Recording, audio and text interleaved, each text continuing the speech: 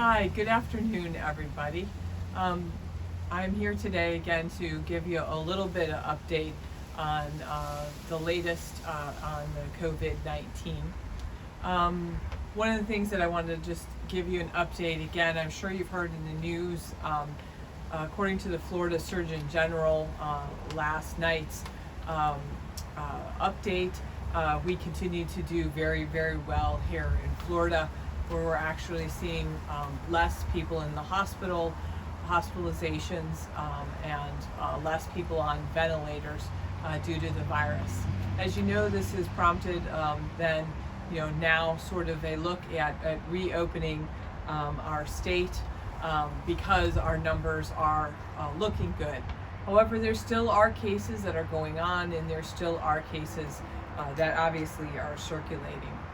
I think one of the big things that is going to help us as a community is understanding and getting a better hold of who's had coronavirus in the past, and being able to have the testing available at our fingertips when we do get sick, to know if this is a cold or something more significant.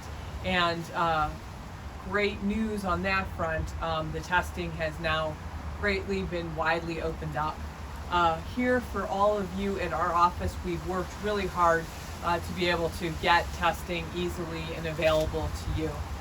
So we have a couple of options. The first option is, if you are sick, we now have rapid IgM testing. So you'll be able to come here, get tested, and we will have some rapid results for you in 10 minutes or less. And that is serology testing. However, one of the attractions for me as a physician was the ability to do a rapid test and not have to wait 3 or 5 days. As many of you know or have heard on the news, in the past few weeks when we've done testing, we've had to wait. And some of us here at the practice have had experiences of sort of being on pins and needles waiting for a long time to get that testing done. So in order to avoid testing lines and in order to avoid waiting, we've gone ahead and procured rapid IgM testing. So our protocol still stands. If you're feeling sick, please give us a call. If you're having a fever, if you're having a dry cough, if you're having any type of shortness of breath at all, whether you're asthmatic or not asthmatic, please give us a call right away. We'll set up a telephone visit, and then you, me, or Arlene will decide, what's the best strategy, whether that's to come in today and get tested as a rapid test, whether that's to do some other type of testing somewhere else. The second test that I know a lot of you have been interested in, and there's been a great demand on, and that's the IgG testing. And the IgG testing we have rapidly available. Of course, we've got a little bit of a helicopter noise here in the background right now, so sorry if you hear a little bit of that in the background. But we have the IgG testing, and that is really for if you're interested in knowing over the past 6 months if you had been exposed to the coronavirus. It is a test that will turn positive about anywhere from 10 days to 2 weeks once you've been exposed to the virus, and then will stay positive for the rest of your life. Obviously, one of the concerns with this test is that there may be some cross-reactivity, but again, I feel like it's a really good test for all of those who are wondering, hey, in the past several months when I was really sick in January or February, could I have been exposed to COVID? And it will give us answers. I'm happy to answer any of those questions about the test, about its sensitivity and specificity, about what a positive or negative means for you. So please just reach out to me via email. We'll also probably be having some upcoming video webinars on that as well for you. However, we've only got a limited number of tests. We've had quite a bit of demand. So if any of you are interested in getting that test, please reach out to me. We're going to be ordering some more tests in the future, and to know if you're interested, we can make sure that we get a good count so that we have the ready for you. Again, it's been in high demand, and so the tests that we ordered about a week ago, most of them are gone already. So again, please just send me an email or give us a call and we can reserve one for you.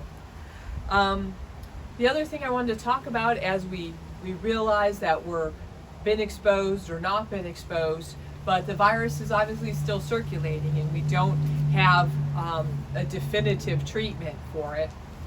There are a lot of herbs that through Dr. Andrew Weil resources and A4M, we have seen some really good evidence come out about various supplements and various herbs that are helpful.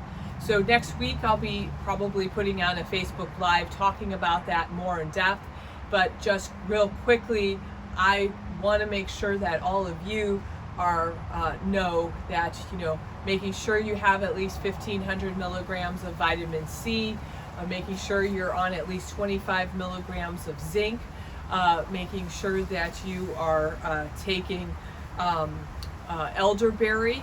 I heard from a patient that there was some mixed reports about that. Definitely has great activity against the flu, and so there is a feeling that it does have good activity against the COVID virus. And again, our Vir Acid product has both elderberry in it and astragalus, which is another herbal that has very good antiviral properties to it. The other herbal that I want to mention is quercetin, at least taking that. And again, we have all of those things easily and readily available. And the last one I want to mention is melatonin. And again, we'll go over this more in future talks. So I also want to mention that, again, we do have IV immunity boosts. Our Myers cocktail is great. So if you think that you have issues at all with, absorption in the gut, I would really encourage you to take a look at maybe getting our Myers cocktail to get all of these vitamins that are really important for fighting the virus very well stocked in your system.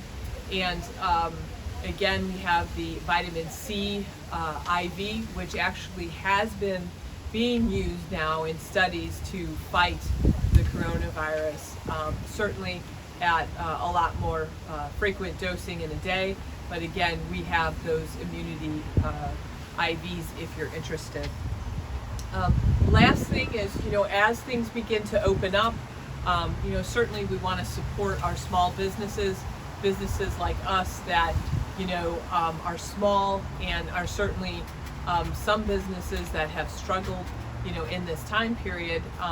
We're all going to anxious to get out and get doing things that we normally were doing. I just want to make sure that I encourage you to wear your masks. I see out in the community just a lot of people not wearing masks, and certainly if you're taking a walk outside or by the ocean and there's a lot of space between you and the other people you're encountering, or you're running or biking, I certainly don't think that a mask is 100% necessary in those situations unless you're someone who's immunocompromised or older. But I do think when we're going to the grocery store, when we're going to a lot of other activities, I want to encourage people. I do think that these masks definitely make a difference. If you need a mask, we've got several people who have made homemade masks here. We're happy to give you one. And then we have a lot of extra, we have procured some extra supplies of masks. So if you need one, please just let us know and we're going to be happy to help you with that. Also, I'm going to do an upcoming Facebook Live on how to decontaminate masks. There is a way that you are able to do that at home with some boiling water and a colander. So we'll also do kind of an updated quick video on that as well. So again, we are here for you during all of this going on. Please feel free to reach out to us if you have any questions. Again, the latest is that we do have the IgG rapid testing as well as the IgM rapid testing, and we have several great supplements that I think are going to work well for all of us to keep us healthy and keep this virus from setting in. So I look forward to talking to you again on our next update, and have a great evening and weekend. Thank you.